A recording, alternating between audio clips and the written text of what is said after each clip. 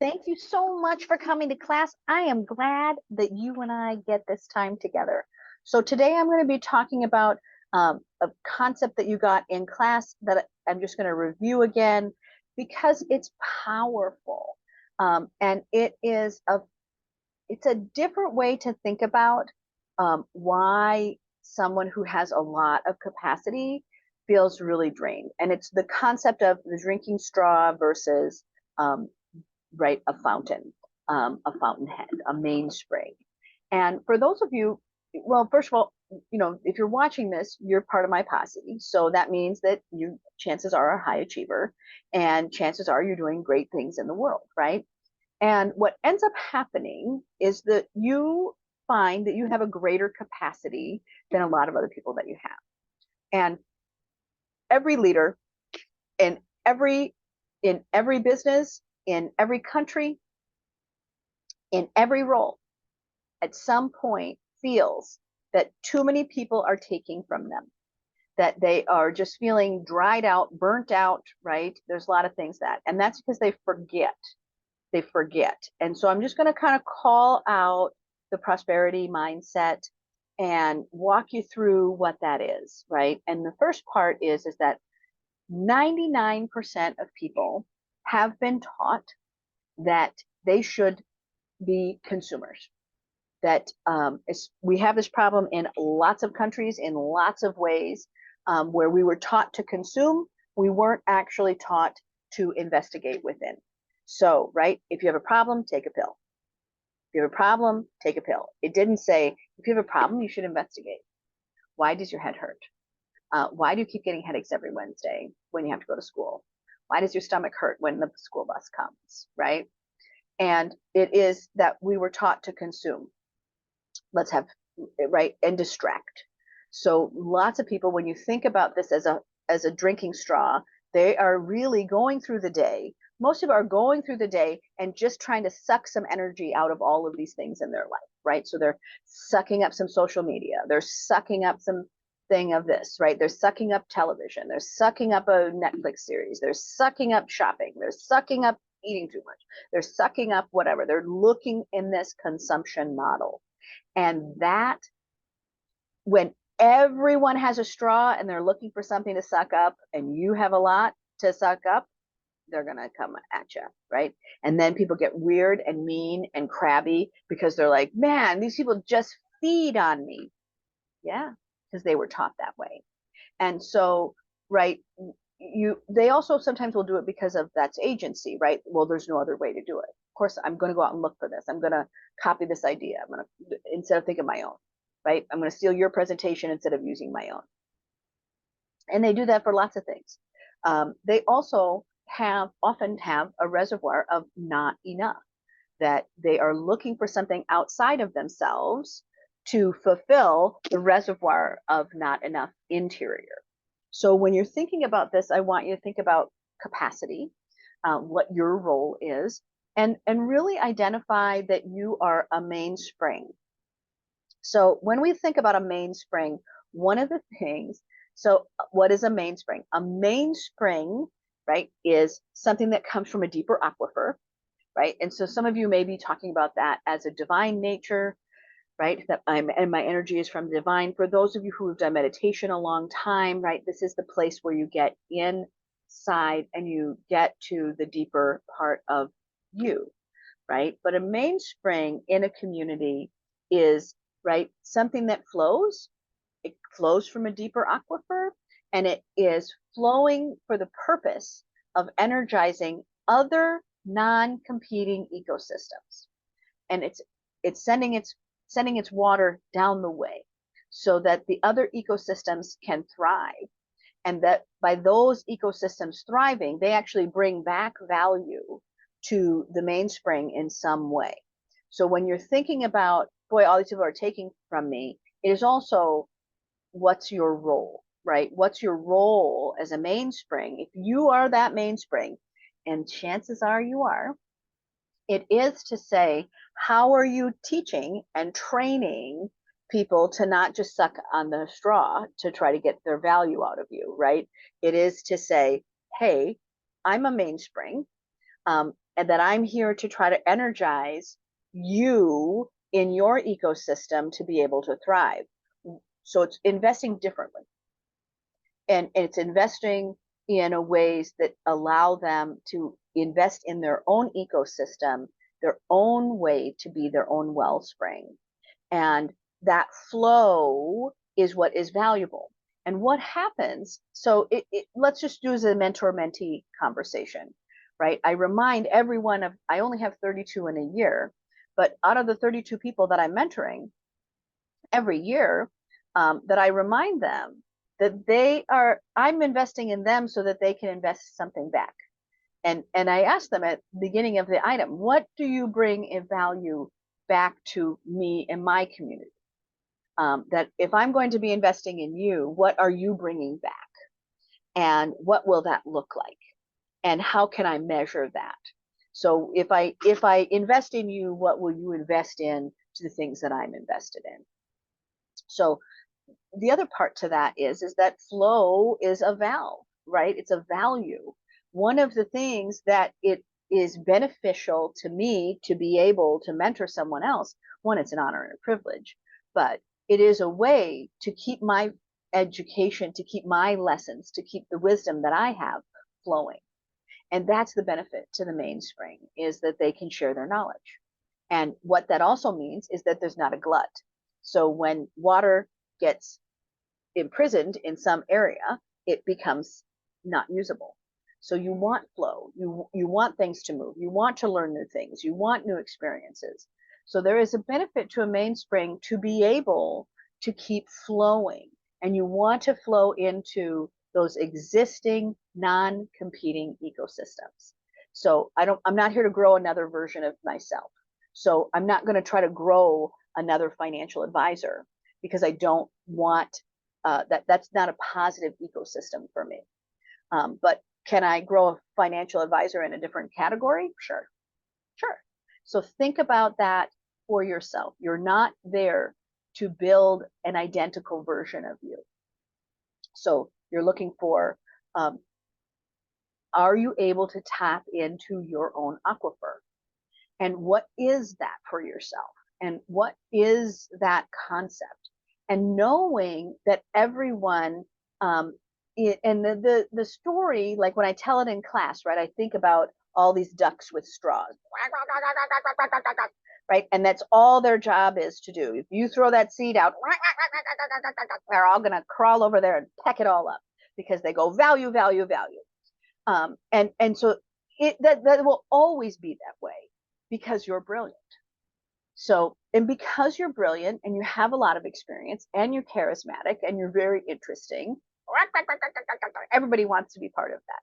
But that's not your role. Just because they all are going to come flying at you to try to suck energy from you because they want to fill their reservoir doesn't mean you have to be freaked out about it.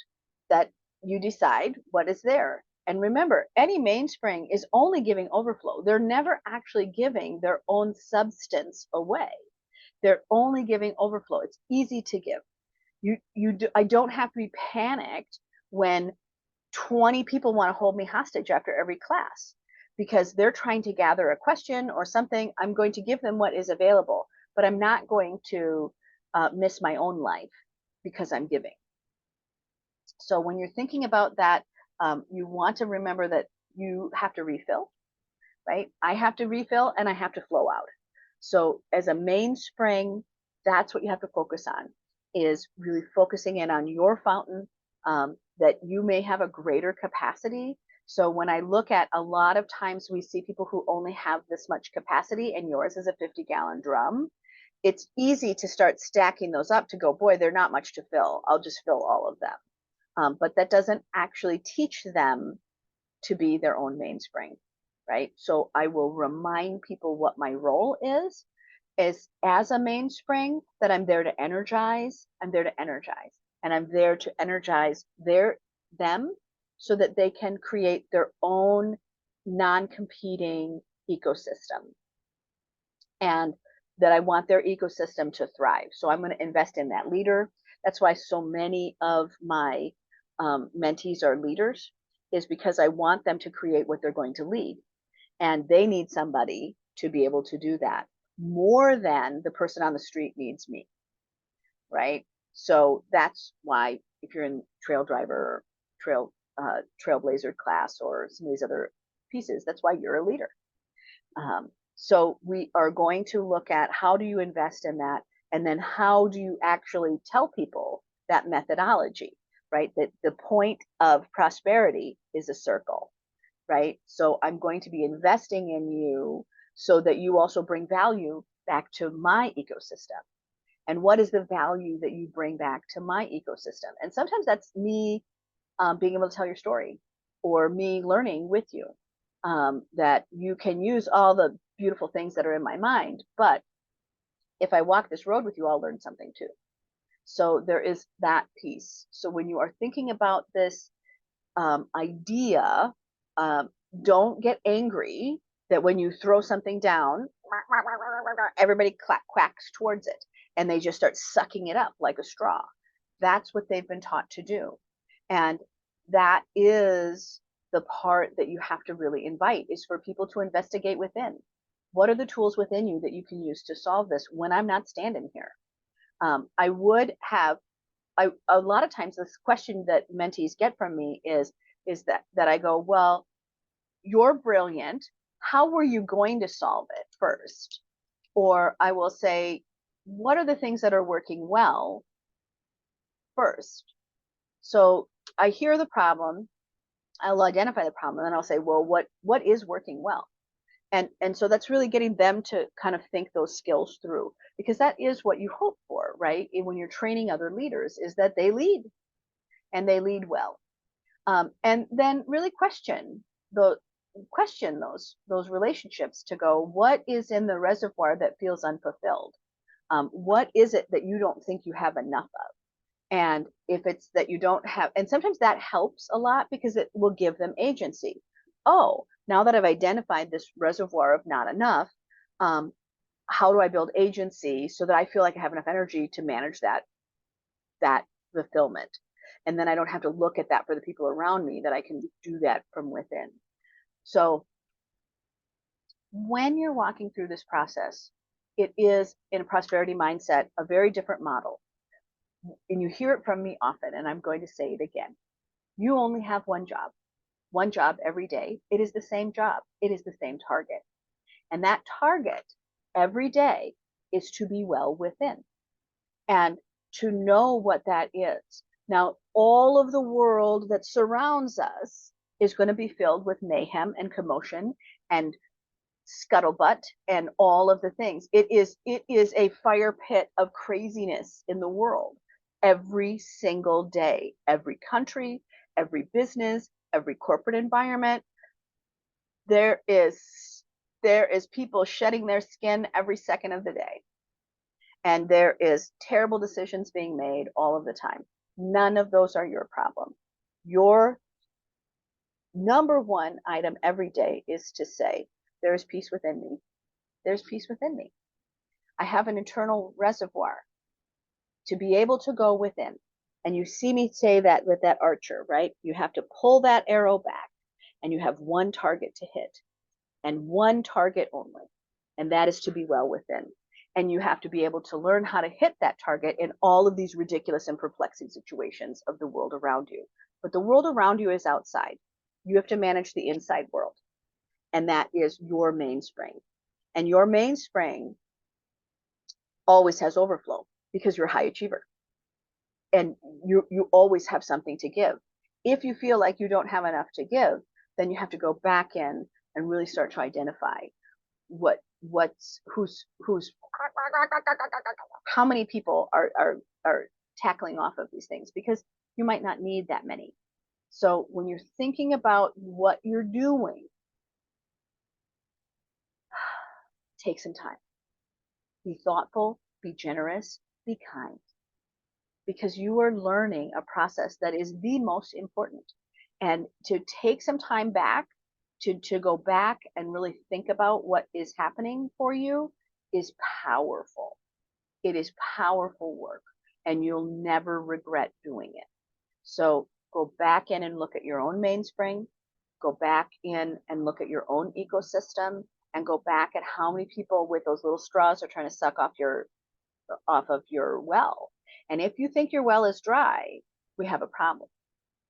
And if you are the one that is actually trying to take off of other people, we have a problem. And that's really going back in and learning what is your reservoir and what is in there. And a lot of people just start kind of cleaning it out. They kind of drain the pond and then they clean out the pond and then they refill it. So it'll be interesting to see what you choose.